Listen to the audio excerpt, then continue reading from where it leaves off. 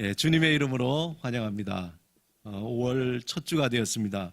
하나님의 풍성하신 은혜와 복이 여러분의 가정과 또 하시는 모든 일과 또 자녀들 가운데 함께 하시기를 축원합니다. 오늘은 사실 원래 어린이 주일이거든요. 그래서 어린이 주일답게 뭔가를 해야 되는데 한준이가 지금 청주에 갔어요.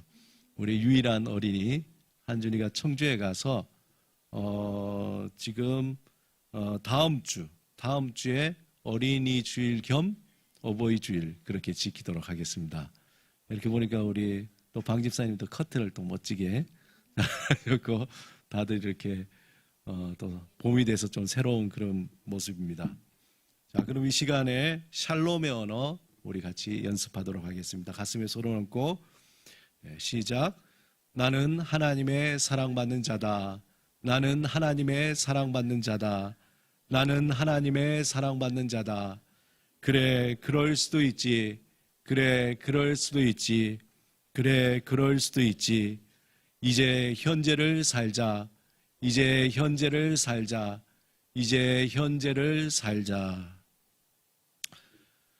요즘에 그래도 감사한 것은 코로나19가 조금 이렇게 진정 국면에 들어선 것 같아요. 지속적으로 숫자가 10명 내외, 그리고 국내 확진자 수는 실제적으로는 어제도 제로 가까운 수치를 지금 보이고 있습니다.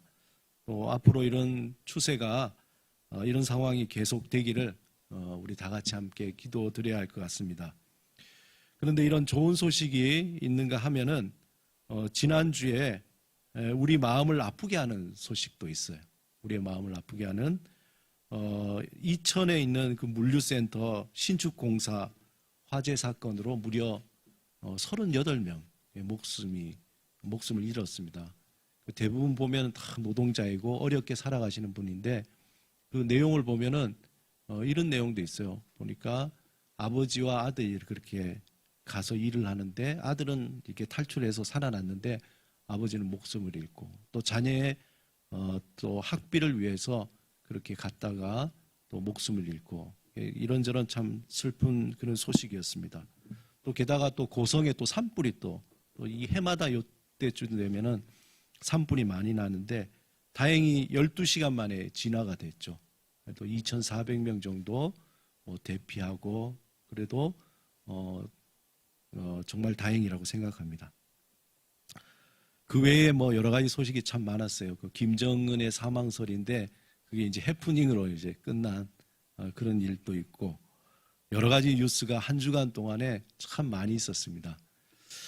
그 가운데에 제가 뉴스를 보면서 아마 대부분 사람이 그럴 텐데 우리를 경악케 하는 너무도 경악케 하는 사건이 하나 있었습니다. 이 사건이 이제 모든 사람들이 이제 5월을 맞이하는데 참 마음을 어렵게 하는 그런 사건이죠. 동작구 상도동에 40대 남성이 그 어머니와 아들을 살해한 후에 비닐을 이렇게 싸서 장롱 안에 넣어둔 거예요. 그리고는 2개월 정도 방치를 했답니다. 참 그런 일이 어떻게 일어나는가. 근데 더 엽기적인 건 뭐냐면은 그 상태에서 그가 아는 지인 여성과 거기서 지냈다는 거예요. 그러자 막 시체 썩은 냄새가 너무 나니까 다른 곳으로 옮겼다는 그런 내용입니다. 정말 이렇게 우리가 상상할 수도 없는 이야기죠. 5월 어린이날에다가 또 어버이날인데 참 이런 사건을 접하면서 제가 뉴스를 보면서 진짜 고개가 그냥 절로 그냥 절레절레 흔들리더라고요. 도대체 왜 저런 짓을 했을까? 사실 남도 아닌 자기 어머니와 자식을 어떻게 저렇게 했을까? 상상할 수도 없는 그런 일이죠. 도저히 납득도 가지도 않고 제가 뉴스를 보면서 막 소름이 끼치는 게 또 분노도 나고 말 그대로 인간이길 포기한 그러한 사람입니다. 그런 말 있잖아요. 사람은 얼굴은 사람의 얼굴이지만 그렇지만 짐승의 마음을 가졌다. 그게 이제 인면 수심이라는 그런 말이 있듯이 근데 이 말이 그 사람에게는 아까울 정도예요. 그 정도로 정말 안타까운 일이죠. 짐승도 본능적으로 자기 어떤 부모와 자식을 보호하거든요. 그런데 인간이 돼서 어떤 그런 일이 일어났을까 그런 생각을 해봅니다. 여러분 잘 아시는 그 지킬 박사와 하이드처럼 우리 인간이란 도대체 어떤 존재인가 하는 것을 또 한 번 생각해 보는 게 어떤 면에서는 되게 선량한 어떤 그런 인간으로 보이지만 우리 안에는 정말 하이드 씨와 같은 괴물과 같은 그런 존재가 우리 안에 있구나라는 것을 뉴스를 접하면서 또 한 번 생각해 보게 됩니다. 그것이 인간, 정말 인간의 실체라는 게 도대체 어떤 것인가 우리 한번 생각해 보는 그런 사건이었습니다. 사실 이러한 고민은요, 로마서 7장에 바울이 했던, 우리가 함께 지난번에도 말씀을 나눴지만 바울을 정말 괴롭게 했던 그러한 고민입니다. 어떻게 하면 내 자신 속에 하나님을 따라서 살려고 하는 그런 마음도 있는데 동시에 내 자신 속에 어떻게 그렇게 악마적인 존재가 있는가. 사실 사도 바울의 고민이 그런 고민이었거든요. 이러한 두 마음 사이에서 바울은 심히 괴로워했습니다. 하나님을 향한 자신을 볼 때면 마음이 기쁘지만 옛사람, 옛 습관대로 죄를 향해서 빠르게 달려가는 그러한 자신의 모습을 보면서 정말 자괴감이 들고 또 정죄감으로 괴로워했던 거죠. 도대체 어떻게 내가 이런 생각, 이런 마음을 품을 수 있을까? 그런 깊은 고민의 수렁에 빠지게 됐던 것이 바울이었습니다. 여러분 한때 바울은요, 예수 밖에 있을 때 자신의 모든 삶이 완벽하다고 생각했어요. 물론 자신의 내면에 수시로 불쑥불쑥 올라오는 어둠에 갇힌 바울이 있었지만 겉으로는 모든 사람들이 존경받는 또 모든 사람들이 존경하는 그러한 사람이었어요. 집안적으로 봐도 뼈대 있는 집안이잖아요. 베냐민 지파요. 또 사회적으로 종교적으로 바리새인 중에 바리새인이요. 또 학식으로는 어느 누구보다 뛰어난 그러한 가마리엘의 제자였던 학식을 가진 자였습니다. 종교적 열심은 어느 누구도 비교할 수 없는 그런 열심을 가졌던 바울이었죠. 하나님을 섬기고 율법을 열심히 지키고 따랐던 그 사람, 모든 것이 완벽했던 그러한 바울이었습니다. 게다가 로마 시민권까지 가지고 있었어요. 그리고 그 당시에 사회적으로, 종교적으로, 경제적으로 가장 안전된 그 안정을 보장받은 그러한 삶을 살고 있었던 사람이 바로 바울이었습니다. 그런 자신의 모습을 스스로 만족해 하면서 그는 굉장히 자랑스러워했어요. 적어도 바울은 다메섹으로 가는 길에서 예수 그리스도를 만나기 전까지는 그랬던 거죠. 예수 그리스도를 만나기 전까지 맞아. 내 삶은 너무나 완벽해. 내 삶은 안정적이야. 정말 이렇게 산다면 나는 하나님 앞에 칭찬받고 구원받는데 아무런 문제가 없어. 그런 그에게 인생에서 전혀 예상치 못한 만남으로 이전에 쌓아놓은 모든 삶이 순식간에 다 무너져 버렸습니다. 자신이 그토록 안전하게 생각했던 모든 것, 신앙, 사회적인 지위, 경제적인 안정이 한순간에 먼지처럼 다 날아가 버렸습니다. 그 누구보다 열심히 살아왔던 인생이며 그 어떤 이보다 잘 지켜왔던 신앙생활이었고 그 누구보다 안정적인 삶을 살아왔던 바울이었습니다. 그런데 예수 그리스도를 만나는 그 순간 그 모든 것을 다 움켜쥐었던 것이 마치 모래가 손에서 빠져나가듯이 자연스럽게 빠져나가게 된 거죠. 마치 법정에 선 죄인처럼 판사에게 너는 죄인이야. 너의 삶은 완전히 잘못되었어. 그렇게 선고받은 그런 상황인 거죠. 그렇게 되자 바울은 머리가 하얗게 되는 겁니다. 바울은 내가 지금까지 살아온 인생, 내 인생은 뭐지? 내가 무엇을 위해서 그렇게 열심히 살아왔지? 바울은 예수 그리스도를 만나고 인간의 그 실체와 인생의 그 허무함과 그리고 그 인생의 끝과 세상의 끝에 어떤 일이 일어날지 그냥 보게 된 겁니다. 마치 소경이 눈을 뜨면서 그 전에 머릿속에 이 소리는 이럴 거야, 뭐 파란색은 이럴 거야, 아니 그 어떤 모양은 이럴 거야, 머릿속에 온갖 상상을 막 하다가 눈을 뜨면서 내가 생각했던 건, 내가 그렸던 그 모든 것들이 허상이구나, 그게 아니었구나, 파란색은 이런 게 아니었구나, 모든 것이 다 안개처럼 사라져버리는 그런 순간이었습니다. 우리도 예수 밖에 있을 때 바울과 같이 인생을 열심히 달려왔지만 한순간 무너지는 경험을 다 한 번씩 해봤을 겁니다. 심지어 예수를 믿고 난 뒤에도 잠을 못 자고 힘을 다해 달려온 인생이 예상치 못한 일 때문에 어이없이 정말 인간적인 또 배신으로 그냥 무너져 내리고 허망한, 황망한 마음으로 멍하니 할 말을 잃어버릴 때가 있습니다. 아마 지금 코로나19로 많은 분들이 이러한 고통과 괴로움을 받고 계실 줄 압니다. 누구의 잘못도 아니라 단지 생각하지도 못한 이 바이러스 때문에 이전에 겪어보지 못한 그러한 경험, 경제적인 손실, 도대체 왜 나에게 이런 일이 이렇게 일어났을까 하는 답이 없는 질문이 끊임없이 우리에게 일어나게 됩니다. 바울은 예수 그리스도를 만난 가운데에 아무리 화려한 것으로 포장해도 숨길 수 없는 인간의 추악한 죄와 연약함과 또 죽음과 그리고 그 이후에 일어날 심판을 보게 된 것입니다.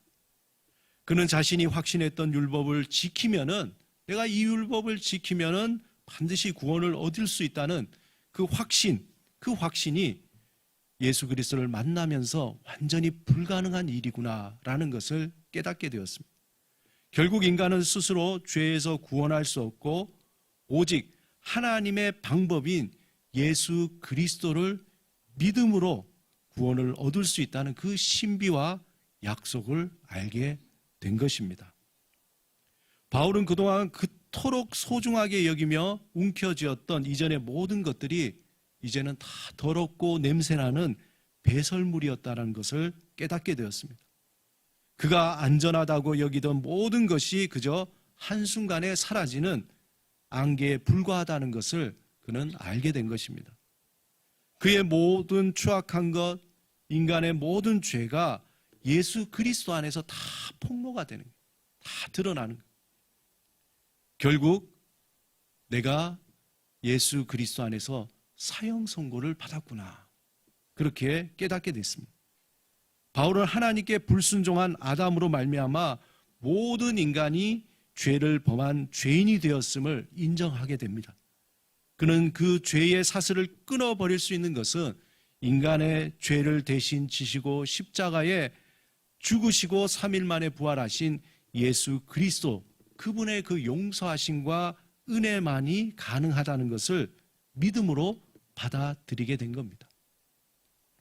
바울은 자신의 의지를 넘어서 하나님의 신비한 힘으로 무조건 항복과 무조건적인 하나님의 은혜를 받음으로써 새로운 피조물로 거듭나게 되었습니다. 이제 하나님과 끊어진 관계, 즉 죄인이 아니라 하나님과 올바른 관계, 의인으로서 새롭게 살아가게 되었습니다. 심지어 자신이 하나님의 그 끊임없는 사랑과 보호하심을 받는 자녀가 되었다는 확신에 가득 차게 된 거예요.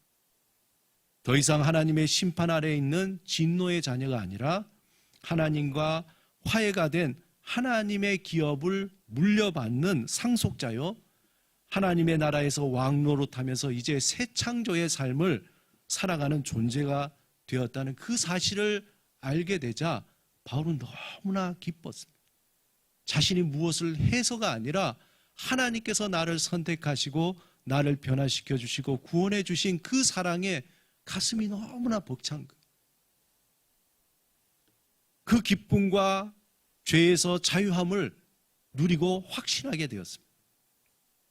바울에게는요, 더 이상 이 하루의 삶을 율법을 지키거나 내가 무엇을 이루어야 되는 삶이 아니라 또한 자신의 움켜진 안정된 삶이 정말 어떻게 하면 무너질까 두려워하는 것이 아니라 오늘을 살고 내일 죽는다 해도 미래가 전혀 두렵지 않고 어떤 상황에서도 지금 나에게 주어주신 그 현재를 감사함으로 받아들이게 된 거예요.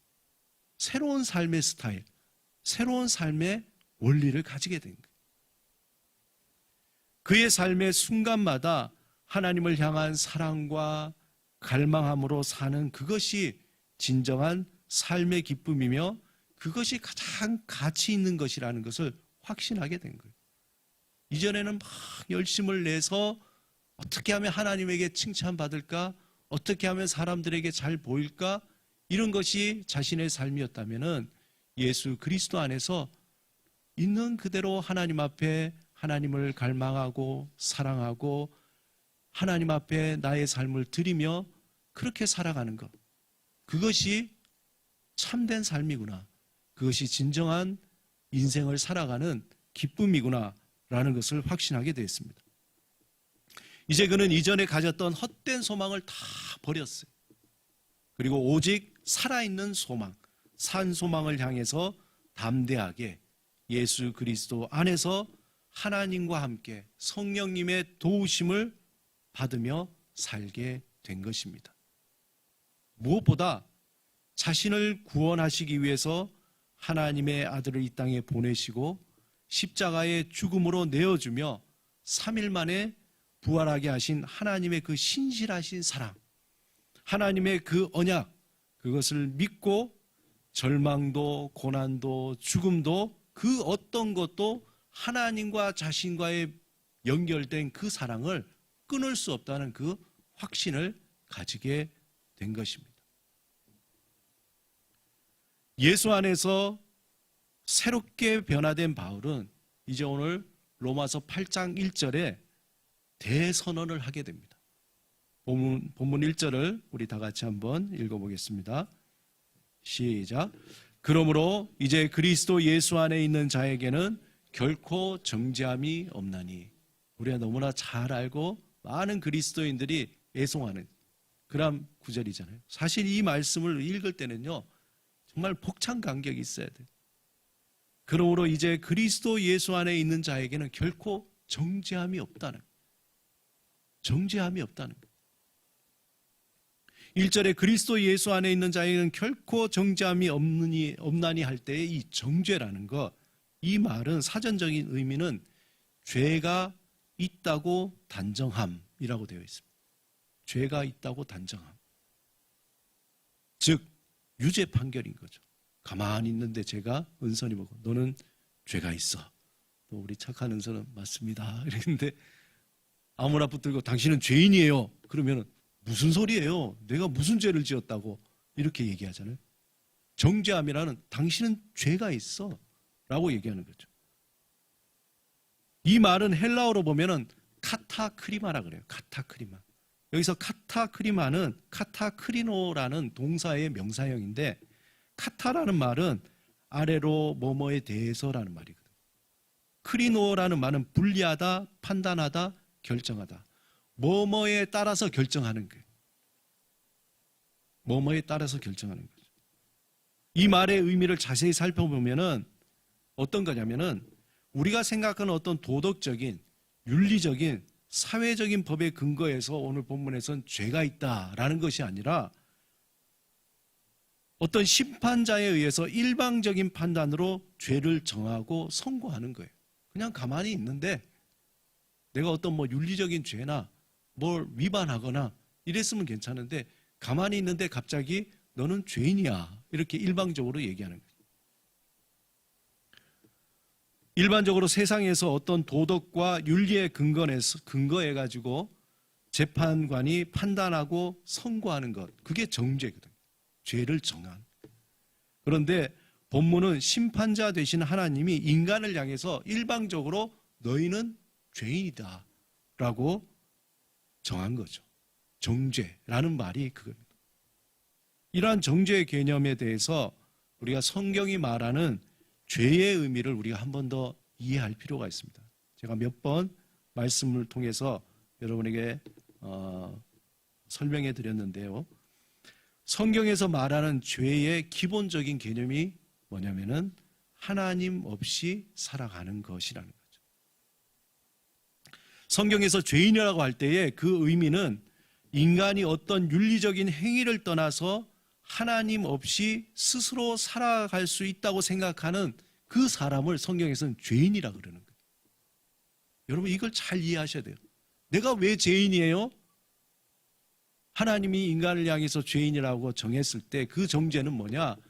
너희는 나를 떠나서 너희 스스로 살아갈 수 있다라고 그런 존재라고 생각할 때 하나님 입장에서 볼 때 죄인인 거예요. 그래서 인간이 하나님의 품을 떠날 때 그때 죄인이 되는 거죠. 창세기의 선악과를 먹지 말라는 명령을 어겼을 뿐 아니라 그 의미는 뭐냐? 그것은 그 안에 이제 나는 하나님 없이 살 수도 있다라는 교만이 들어가 있는 거죠. 그렇기 때문에 인간은 바로 죄인이라는 겁니다. 아담과 하와가 선악과를 먹은 후에 하나님과 관계를 끊고 하나님 품을 떠나 스스로 살 수 있다고 했을 때부터 하나님은 인간을 죄인이라고 정죄하셨습니다. 그러므로 아담과 하와를 통해서 모든 인류가 다 죄인이 된 것입니다. 그렇다면 성경에 말하는 그럼 의인은 뭡니까? 성경에서 말하는 의인은 하나님과 올바른 관계를 가진 자랍니다. 올바른 관계를 맺은 자. 즉 하나님을 의지하고 하나님께 도움을 구하고 하나님의 뜻을 따라 살아가는 사람을 성경에서는 의인이라 그러는 거예요. 이 두 가지 죄인과 의인에 대해서 여러분 잘 이해를 하셔야 돼요.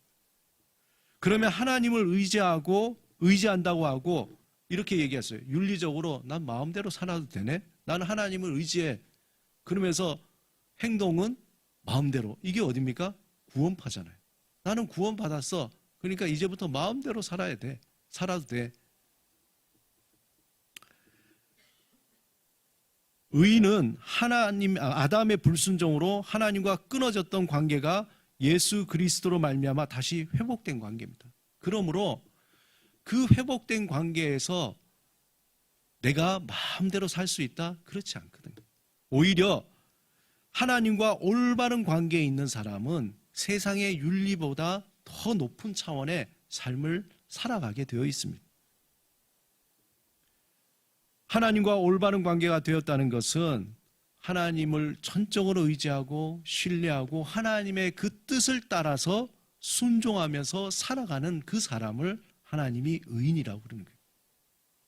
한 가지 더, 성경에서 말하는 죽음이란 무엇인가? 죽음의 개념. 성경에서는 죽음의 의미를 분리라고 해요. 분리. 죽음을 분리라고 해요. 여러분, 우리가 장례식장에 가면은 뭐라 그럽니까? 영결식이라 그러죠. 영결식. 뜻이 뭡니까? 영원히 이별하는 식이에요. 영원히 이별하는. 죽음은 어떻게 됩니까? 이 세상과 저 세상으로 나눠지는 거죠. 우리가 죽은 사람을 어떻게 다시 만날 수가 없잖아요. 이 세상에서. 또 죽은 사람은 저 세상에서 이 세상으로 건너올 수가 없습니다. 영원한 이별인 거죠. 그래서 영결식이라고 합니다. 말하자면 이 땅에 다시 돌아올 수 없는 죽음을 건너 영원히 이별한다는 말입니다. 이 말은 죽음이라는 강을 사이에 두고 이 세상과 저 세상 서로 한 번 가면 돌아올 수 없는 단절, 분리를 얘기하는 거예요.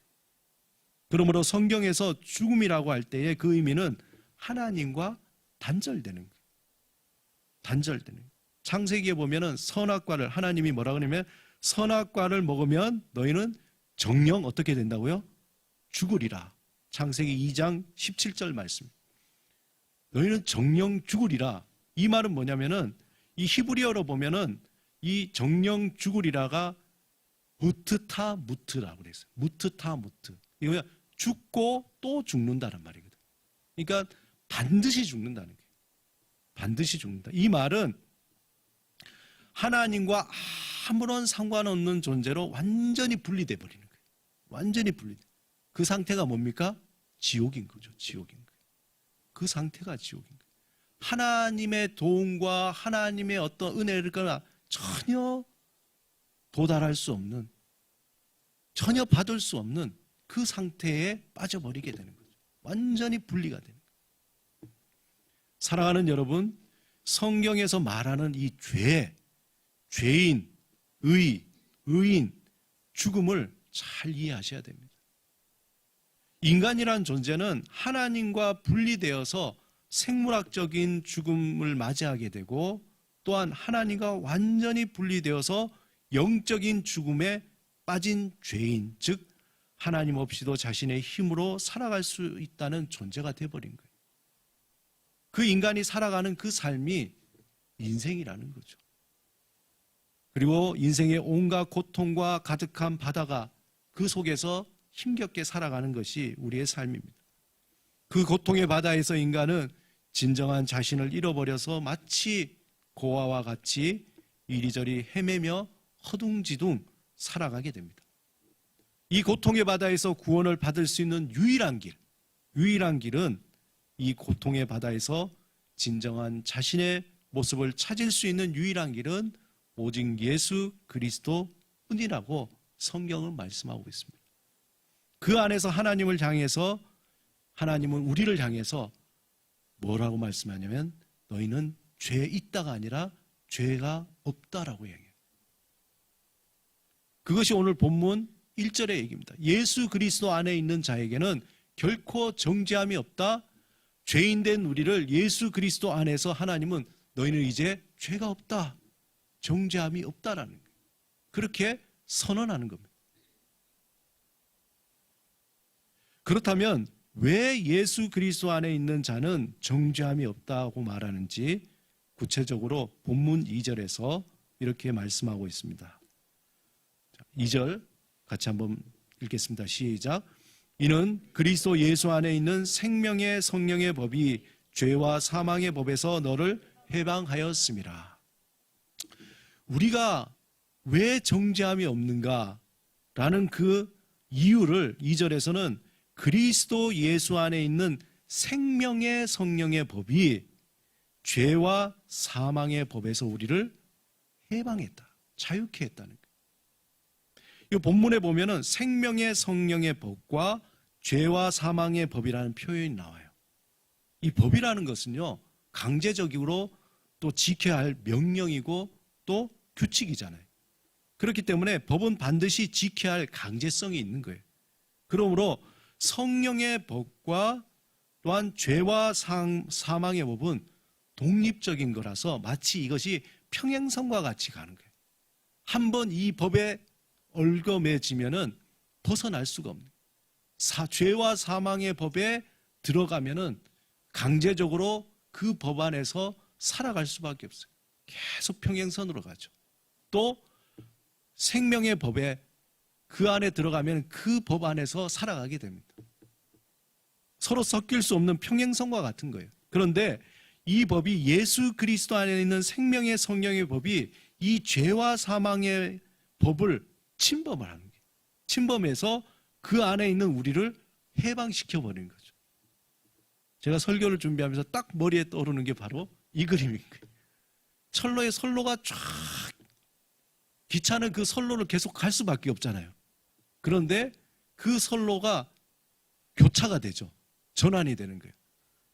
어느 순간에 하나님의 생명의 성령의 법이 우리를 가다채어서 해방시켜 버리는 거예요. 정말 그 끝까지 갈 수밖에 없지만 생명의 성령의 법이 우리를 새로운 길로 바꿔서 가도록 한 거죠. 다시 말해서 예수 그리스도 안에 있는 생명의 성령의 법이 죄와 사망의 법에 침투하여서 우리를 자유케 하였다는 거예요. 그러니까 우리는 죄와 사망의 법을 가려고 해도 어떻게 됩니까? 그냥 갈 수가 없어요. 기차 차선이 선로가 바뀌어버린 거예요. 우리는 하나님의 진노 아래 죄인된 자로서 죄와 사망의 법이라는 레일을 따라가고 있었습니다. 그 종착역은 죽음이요, 하나님과 영원한 분리인 상태인 지옥으로 향하게 되어 있었습니다. 그런데 생명의 성령의 법이 죄와 사망의 법에 침투하여서 새로운 길을 만들어내고 우리를 그 길로 옮겨 놓은 거예요. 마치 기차 선로가 직선으로 가고 있는데 선을 변경하여 다른 길로 옮겨 놓은 것과 같습니다. 죽음으로 가는 기차 선로 위에 있는 우리를 새로운 생명의 성령의 법이 영원한 생명의 길을 내고 그 선로로 우리를 옮겨 놓은 것이죠. 그러므로 이제 우리는 구원의 선로 위에 가기 때문에 우리에게는 정죄함이라는 게 없다는 거예요. 믿습니까? 선로가 바뀐 거예요. 그 누구도 우리에게 정죄하다고 얘기할 수 없어요. 우리는 생명의 성령의 법을 따라 이제 살아가고 있기 때문에. 그럼 이런 일이 어떻게 이루어졌는가? 3절에서 그 과정을 설명하는데 이번에는 공동 번역으로 우리 한번 같이 읽어보겠습니다. 자, 시작. 그 다음 구절요. 시작. 인간의 본성이 약하기 때문에 율법이 이룩할 수 없었던 것을 하나님께서 이룩하셨습니다. 하나님께서는 당신의 아들을 죄 많은 인간의 모습으로 보내어 그 육체를 죽임으로써 이 세상의 죄를 없이 하셨습니다.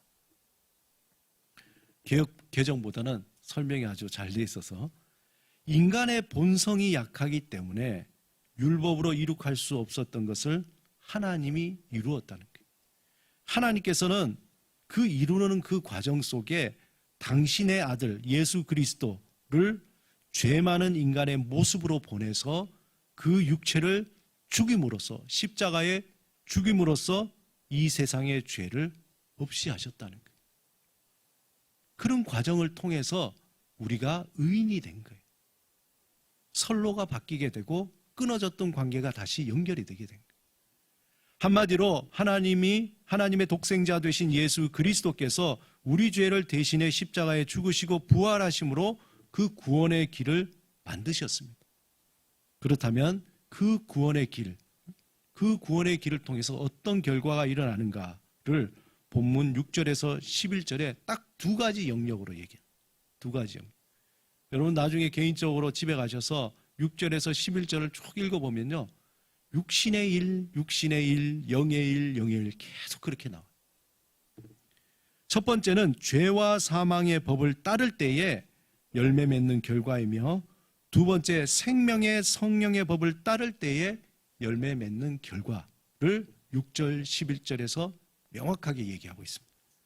더 명확하게 이 두 가지 길은 다른 열매를 맺는데 죄와 사망의 법의 그 길 끝에 가면은 맺는 열매가 사망이에요. 사망. 그리고 생명의 성령의 법의 그 길 끝에 맺히는 열매는 생명과 평안이라는 거예요. 그러면 여러분 굉장히 안정감을 가져요. 저와 여러분이 어느 선로에 가 있다고요? 생명의 성령의 법의 그 선로에 서 있잖아요. 우리가 가는 길의 모든 열매는 뭐로 맺힙니까? 생명과 평안인 거예요. 이전에 우리가 맺혔던 그 길은 사망이었지만 이제 바뀐 우리가 하는 모든 일들, 우리의 삶들, 하나님은 우리의 삶을 통해서 계속해서 생명과 평안의 열매를 계속 맺히는 거예요. 우리가 고난을 받을 때도, 우리가 실수를 할 때도, 우리가 부족하다고 느낄 때도 그럼에도 불구하고 하나님은 그것을 합력하여 선을 만들고 또 만들어서 어떻게 해요? 생명과 평안의 열매로 만드신다는 거예요. 육신을 따르는 길은 하나님과 원수가 되고 하나님의 법에 굴복하지 못하고 또 굴복할 수도 없는 거예요. 왜냐? 선로를 계속 따라가니까 나 이거 벗어나고 싶다고 얘기해도 벗어날 수가 없는 게 사망의 선로입니다. 굴복할 수가 없는 거예요. 그냥 계속 했던 그 일, 죄를 계속 반복해서 짓고 또 짓고 또 짓는. 난 이거 벗어나고 싶어 또 짓는 거예요. 육신을 따르는 자는 한마디로 하나님 없이 살 수 있다고 그렇게 생각하는 자들입니다. 그러므로 하나님에 대한 것도 1도 관심이 없어요. 관심 있는 척하지만 이 선로로 가는 모든 사람은 하나님에 대한 것에 1도 관심이 없어요. 뭐에 관심이 있습니까? 오직 자신만을 위한 삶, 자신의 만족만을 위한 삶, 자신만을 드러내기 위한 삶, 자신의 욕망에 충실한 그 삶에만 관심이 있는 거예요. 놀랍습니다. 전혀 하나님에 대해서 1도 관심이 없어요. 자신의 돈이나 시간이나 열정 모두 자신의 욕망을 채우기 위한 수단으로 다 사용하는 거예요. 겉으로는 봉사하고 겉으로는 뭐 얘기하지만 실질적으로 결과적으로 1도 관심이 없어요. 사실은. 사람이 자신이 가진 물질과 재능과 시간을요 어디에 사용하는가 가만히 보면은 그가 어떤 삶의 길을 가고 있는가를 알 수 있어요. 누가복음 12장 34절에 예수님이 너희 보물이 있는 곳에는 너희 마음도 있느니라. 우리의 물질이 있는 곳에 마음이 있는 거예요. 내가 시간을 어디에 많이 쓰는가, 내가 물질을 어디에 많이 쓰는가, 나의 재능과 열정을 어디에 많이 쓰는가가 내가 어떤 삶의 길을 가고 있는가를 그냥 보여주는 겁니다.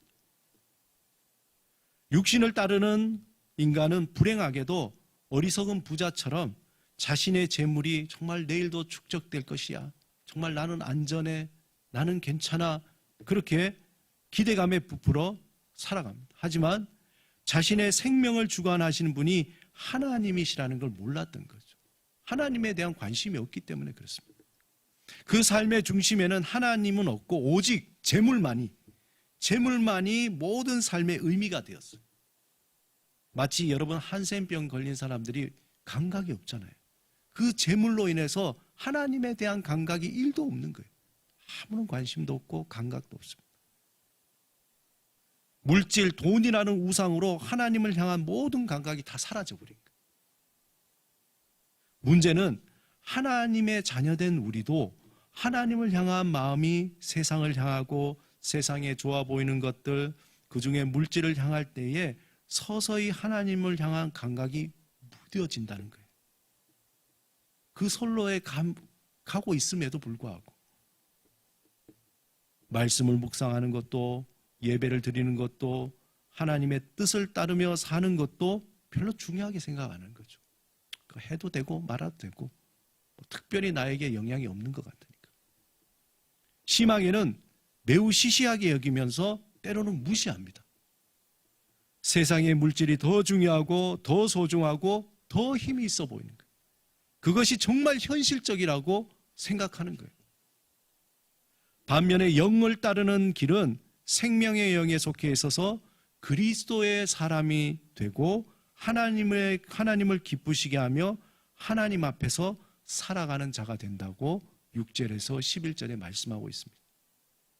이러한 삶은 하나님의 말씀하신 것에 순종하면서 그 말씀을 삶 속에 실천하려고 힘쓰는 삶입니다. 그래, 이게 하나님 말씀이지. 정말 하나님의 소중한 거지. 이것을 삶 속에 어떻게 하면 내가 실천을 할까? 어떻게 하면 그것을 따를까? 그렇게 살아가는 거죠. 때로는 초라해 보이고 심지어 예수 그리스도를 따르면서 하나님의 뜻을 이루는 것 때문에 실패하기도 해요. 손해를 봅니다. 그럼에도 불구하고 그 길을 또 가는 거죠. 코로나19인데도 이렇게 나와 예배드리고 또 집에서도 예배드리고 주일날 막 좋은 데 갈 수도 있지만 예배드리는 것을 우선으로 하는 것. 왜 그러냐 말이죠. 생명의 영이 우리에게 있기 때문에 그렇습니다. 생명의 영을 따르는 길에 대해서 예수님이 아주 명확하게 그 길이 어떤 길인가에 대해서 명확하게 말씀하셨는데 그 길은 마음과 뜻과 정성을 다해 주 너의 하나님을 사랑하고 내 이웃을 내 몸과 같이 사랑하라입니다. 생명의 영의 길을 따르는 자는 하나님의 말씀을 매우 소중하게 여깁니다. 그러므로 매일마다 생명의 말씀을 듣고자 애를 쓰는 거예요. 또한 하나님과의 만남에 기뻐하는 겁니다. 개인적으로 바쁜 하루지만 시간을 내서 하나님과의 그 만나는 시간을 갖습니다. 또 하나님 앞에서 말씀을 듣고 하나님께 기도하며 머무는 시간을 가지려고 하는 거죠. 또한 가족뿐만 아니라 삶의 자리에서 함께하는 사람들을 참 소중하게 여깁니다. 나만 사는 것이 아니라 더불어 함께 사는 거죠. 자신만을 위해 살려고 하지 않고 더불어 함께 사는 것에 관심을 가집니다. 나눠주기도 하고 도와주기도 하고 필요한 것을 채워주기도 합니다. 뭐 대가를 위한 것이 아니에요. 이러한 생명의 영을 따라 사는 삶은 항상 생명과 평안의 열매를 맺게 돼 있습니다.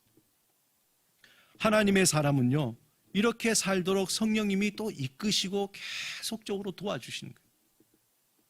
우리는 흔히 성령 충만한 사람을 얘기할 때에 막 신령한 사람, 뭔가 막 거룩이 막 빛이 나고 목소리도 막 걸걸하게 그렇게 되고, 때로는 그 사람이 막 예언도 한다 그러고 막 뭐 하나님을 음성을 막 자기가 매일매일 막 듣는 것처럼 그렇게 얘기하는 사람, 저 사람은 참 성령 충만한 사람이다. 성경을 백독하고 40일 금식하고 그런 것들 보면서 저 사람은 정말 성령 충만한 사람이 아닐까 생각하지만, 그럴 수도 있지만 우리가 착각할 수도 있다는 겁니다. 진정으로 성령 충만한 사람은 모든 삶을 하나님께 의지하면서 매우 소박한 것에 소중히 여기고 매우 작은 것에 감사함을 느끼며 자신을 드러내지도 않고 삶의 자리에서 하나님과 조용히 동행하는 사람입니다. 진실로 성령 충만한 사람, 전적으로 성령께 의지하면서 말씀을 따라서 조용하게 소박하게 살아가는 사람. 하나님은 그 사람을 주목하는 거예요. 드러내는 사람이 아니라. 마치 공기와 같이 물과 같이 있는 듯 없는 듯 하지만 그 사람이 머문 자리, 그 사람이 지나간 자리에는 항상 생명과 평안의 열매가 맺혀져 있습니다.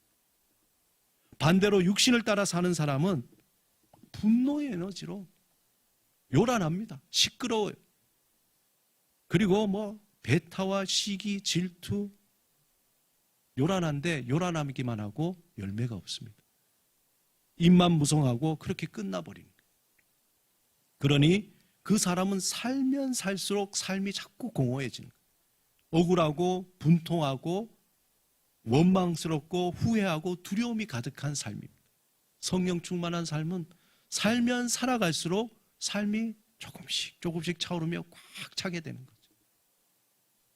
사랑하는 여러분, 오늘 본문에서 특별히 우리가 주목해 볼 일은 1절에 있는 이제라는 단어예요.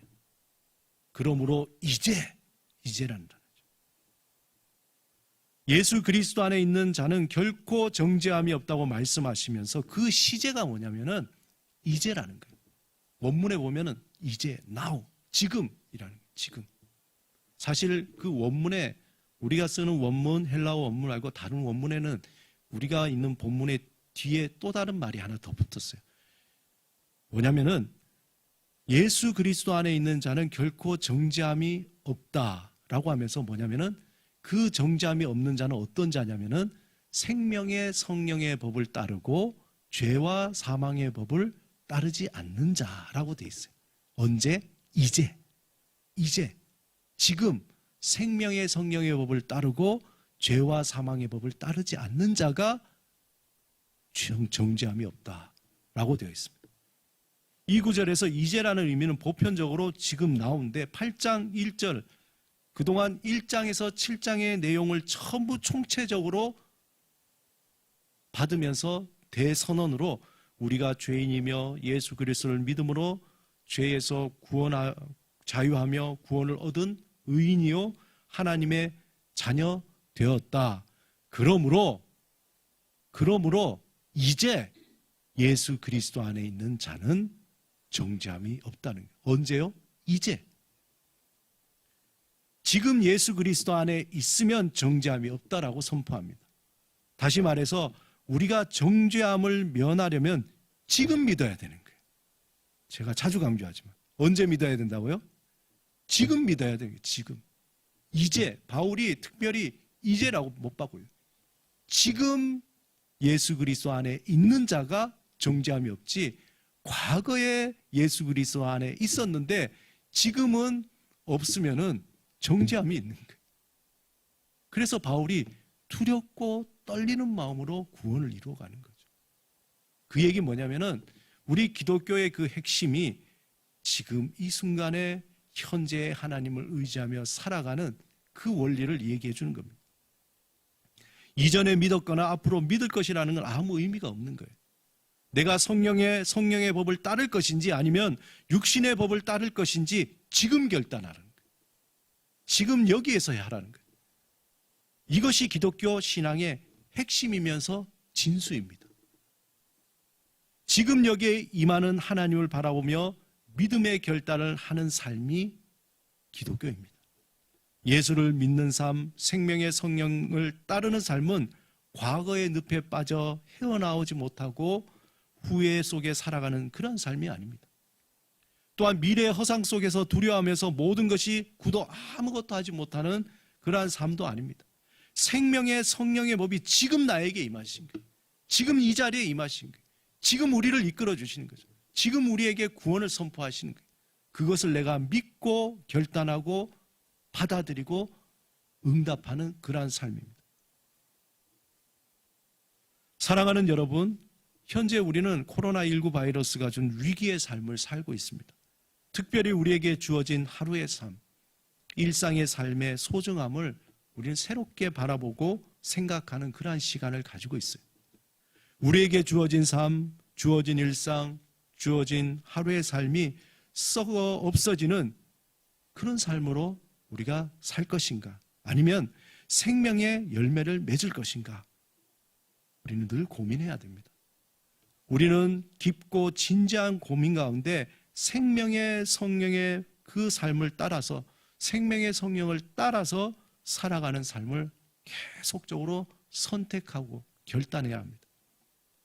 비록 우리의 삶이 하나님의 은혜로 생명의 성령의 법을 따르는 선로 위에 있다고 하더라도 삶의 순간순간마다 죄인 되었던 옛 습관들이 우리를 침범하게 됩니다. 또 사단은 우는 사자와 같이 우리가 죄와 사망의 길을 선택하여 나만의 삶, 나의 욕망에 충실한 삶을 살라고 자꾸 유혹하고 있습니다. 그러므로 지금 여기에서 생명의 성령을 따라 경건의 습관으로 살아가는 믿음의 근육을 자꾸 키워나가야 합니다. 지금 이 시간에 생명의 성령을 따라 살기를 결단하시기 바랍니다. 순간마다 우리의 성령님을 계속 초대하고 성령의 인도하심을 기대하고 순종하면서 생명과 평안의 열매를 맺기를 소망하며 살아가시는 저와 여러분이 되시기를 주님의 이름으로 축원드립니다. 우리 같이 한번 말씀을 생각하시면서 기도드리겠습니다.